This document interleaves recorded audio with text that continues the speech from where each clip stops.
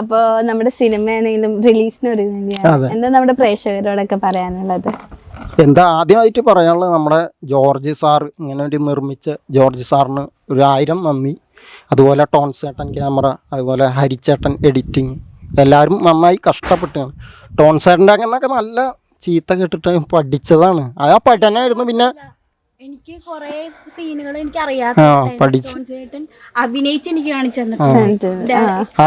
ഡയറക്ടറും വന്നിട്ട് ഇങ്ങനെ ചെയ്യണ്ടേ എന്നൊക്കെ പറഞ്ഞ് എനിക്ക് കാണിച്ചൊക്കെ തരും. പിന്നെ ഇതിലെ മേക്കപ്പ് മാൻ ഉണ്ട്.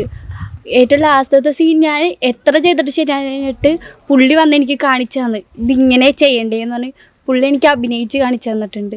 അങ്ങനെ ഒരുപാട് എല്ലാവരും ഈ സിനിമയിൽ ഇതുവരെ മര്യാദക്കിടന്ന് ഉറങ്ങാത്ത ഒരാളുണ്ട്, ഇതിന്റെ ഡയറക്ടർ. ഈ സിനിമ തുടങ്ങിയിട്ട് മര്യാദക്ക് ഉറക്കമില്ല, ഒന്നുമില്ല. എപ്പോൾ വിളിച്ചാലും എടാ നമ്മൾ ഇടയ്ക്ക് ഫ്രണ്ട്സാണ്, അപ്പോൾ സുധീർ സാറിന് വിളിക്കും, സുധീർന്ന് വിളിക്കും. എവിടെയാണ്? സ്റ്റുഡിയോയിലാണ്. എന്ത് ചെയ്യാൻ? എഡിറ്റിംഗ് ആണ്. ഫുൾ ടൈം എഡിറ്റ് ചെയ്തിട്ടുണ്ടെങ്കിൽ മൂപ്പര് ഒരു സീൻ തന്നെ പല രീതിയിൽ എഡിറ്റ് ചെയ്ത് നോക്കിയിട്ട് ഏതാണ് ബെറ്റർ എന്ന് നോക്കണം, അങ്ങനെ ചെയ്യുന്ന ഒരാളാണ്. അതുപോലെ തന്നെ മൊത്തത്തിൽ പിന്നെ നമ്മുടെ ആർട്ട് ചെയ്ത പൊന്നൻ ചേട്ടൻ എന്ന് പറഞ്ഞിട്ടുണ്ടെങ്കിൽ ഇതിൽ അഭിനയിച്ചിട്ടുണ്ട്. ആ മെയിൻ ക്ലാസ് വീഡിയോ വെച്ചിട്ടുണ്ടെങ്കിൽ മൂപ്പര് തന്നെയായിരുന്നു നമ്മുടെ ആർട്ടിന്റെ ആള്. പിന്നെ ഇതിലുള്ള എല്ലാ അഭിനയിച്ച ആൾക്കാർ, അപ്പു, നിക്സൺ, ഫ്രാങ്ക്ലിൻ, എല്ലാവരും ഭയങ്കര ഇതായിട്ടാണ് വെച്ചത്. മെയിനായിട്ട് നമ്മളിതിൽ വെച്ചാൽ ഞാനൊക്കെ അഭിനയിച്ച് കഴിഞ്ഞാൽ നമ്മൾ വേറെ നമ്മുടെ ജോലിയും കാര്യങ്ങളായിട്ട് പോയി. ഇപ്പോഴും ഇതിൻ്റെ അകത്ത് നിൽക്കണ കുറച്ച് ആൾക്കാരുണ്ട്. എനിക്ക് തോന്നുന്നു അപ്പുവും സുധീർ സാറൊക്കെ എന്ന് വെച്ചിട്ടുണ്ടെങ്കിൽ ഞങ്ങളൊക്കെ വേറെ ജോലിക്ക് ഞങ്ങളുടെ ആവശ്യത്തിനുണ്ട്. ഇപ്പോഴും ഈ സിനിമ ഇറങ്ങണവർ അവർക്ക് ഉറക്കമുണ്ടാവില്ല. ഫ്രാങ്ക്ലിൻ ഉണ്ട്, നിക്സൺ ഉണ്ട്, പിന്നെ നമ്മുടെ ഇതിൻ്റെ ഫസ്റ്റ് നായിക സോണി, പിന്നെ അഭിരാമി ഉണ്ടല്ലോ ഓൾറെഡി. കുറേ പേരുണ്ട്, സുബൈർക്ക, എടുത്തു പറയാൻ കുറേ പേരുണ്ട്. അത് ചിലപ്പോൾ നിങ്ങൾക്ക് സിനിമ കണ്ടു കഴിയുമ്പോൾ മനസ്സിലാവും. പിന്നെ നമ്മുടെ ക്യാമറമാൻ, പിന്നെ ജോർജ് ഏട്ടൻ, പിന്നെ ഒരു അസോസിയേറ്റ് ഉണ്ടായിരുന്നു പ്രവീൺ എന്ന് പറഞ്ഞിട്ട് മൂപ്പര്, അങ്ങനെ കുറേ ആൾക്കാരുണ്ടായിരുന്നു. പക്ഷെ നമുക്ക് കുറേ കാര്യങ്ങൾ ഇതിൻ്റെ അതിൽ നിന്ന് പഠിക്കാനും പറ്റി. ഇതൊരു പുതിയൊരു രീതിയിൽ ജീവിക്കുന്ന ഒരു 10-15 ദിവസം അടിപൊളിയായിട്ട് ഒരു ഫാമിലി ആയിട്ട് വളരെ സന്തോഷത്തോടെ എല്ലാവരും ഇതായി. കുറെ കഷ്ടപ്പാടുകൾ കണ്ടു, സിനിമ എന്താണെന്ന് അറിഞ്ഞു, സിനിമക്കുള്ളിലെ കാര്യങ്ങൾ എന്താണെന്ന് അറിഞ്ഞു. അടിപൊളിയായിരുന്നു. അത് 2 വട്ടമായിരുന്നു. പല അഭിനയിക്കാനും പഠിച്ചു, അതേപോലെ അസിസ്റ്റന്റ് ഞങ്ങൾ തന്നെയായിരുന്നില്ല.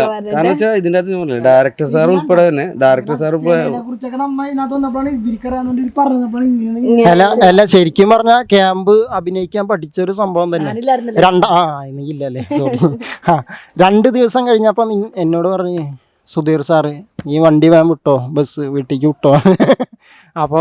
അപ്പോൾ ഞാൻ ആകെ ഡെസ്പൈറ്റ് റൂമിൽ പോയിരിക്കുക. അപ്പോൾ അജി വന്ന് പറഞ്ഞു, എടാ അപരാധമൊന്നും ചെയ്യരുത് കേട്ടോ, ഒരു പ്രശ്നമൊന്നും ഉണ്ടാക്കരുത്, നമുക്ക് ഇവിടുന്ന് പോകണം. അപ്പോൾ പിറ്റേ ദിവസം ഈ സുധീർ സാർ തന്നെ വന്നിട്ട്, നിങ്ങളൊരു കാര്യം ചെയ്യും, ഫോർട്ട് കൊച്ചിയിലൊന്ന് കറങ്ങിയിട്ട് വായോ. അപ്പോൾ അന്ന് രാത്രിയാണ് പിന്നെ അടുത്ത ക്യാമ്പ്, ഒന്ന് കറങ്ങിയിട്ട് വായോ, അപ്പോൾ സെറ്റാവുന്ന. നമ്മൾ ആളെന്നെ ബൈക്കും തന്ന് അങ്ങനെ ഫോർട്ട് കൊച്ചിയിലൊന്ന് കറങ്ങി വന്ന് പിറ്റേന്ന് അന്ന് ഷൂട്ട് ചെയ്തപ്പോൾ സംഭവം ഓക്കെ, നമ്മുടെ ഭാഗത്തുള്ള ഫോൾട്ട് കാര്യങ്ങളൊക്കെ ശരിയായി. അപ്പോൾ അഭിനയം പഠിക്കാൻ പറ്റി ഒന്നും കൂടി ഈ പടത്തിൽ.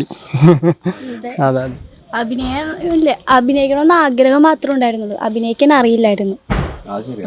ഇവിടെ വന്നുകഴിഞ്ഞപ്പോ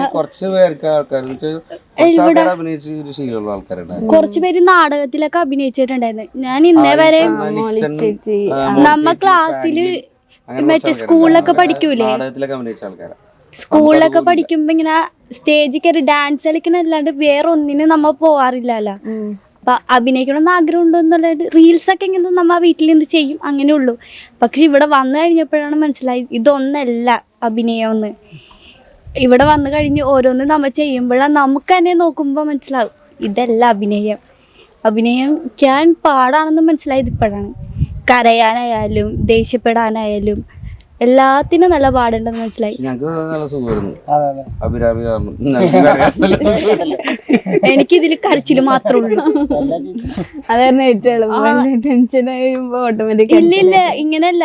കരയാൻ പറഞ്ഞ് ഇതിലെ ഡയറക്ടറിനെ ചെയ്തിട്ട് ഒച്ചയെ കരയണം. ഞാൻ എന്ത് വന്നിട്ട് ഒച്ചയെ കരച്ചിലില്ല, ഞാൻ ഇങ്ങനെ സൈലന്റ് ആയിരിക്കും.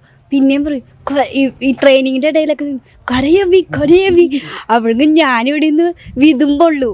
എന്നിട്ട് സുധീരേട്ടനെ രാത്രി വിളിച്ചിട്ട് പറയും, നീ ഇതാകും, നീ അങ്ങോട്ട് പറ്റും, നീ ഇതാക്. ഞാൻ വീട്ടിൽ നിന്നിട്ട് അമ്മടുത്ത് പറയും, എന്നോട് പറ്റണില്ല എന്ന് തോന്നുന്നു, ഇതെനിക്ക് ഓക്കെ ആവില്ല എന്ന് തോന്നുന്നറിയും.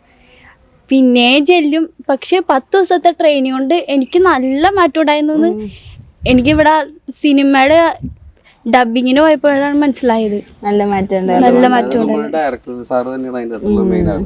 14 ദിവസം നമ്മളെഴുതി നന്നായിട്ട് നീ പഠിച്ചിട്ട് പോയാൽ മതി എന്നുള്ള സെറ്റപ്പ്.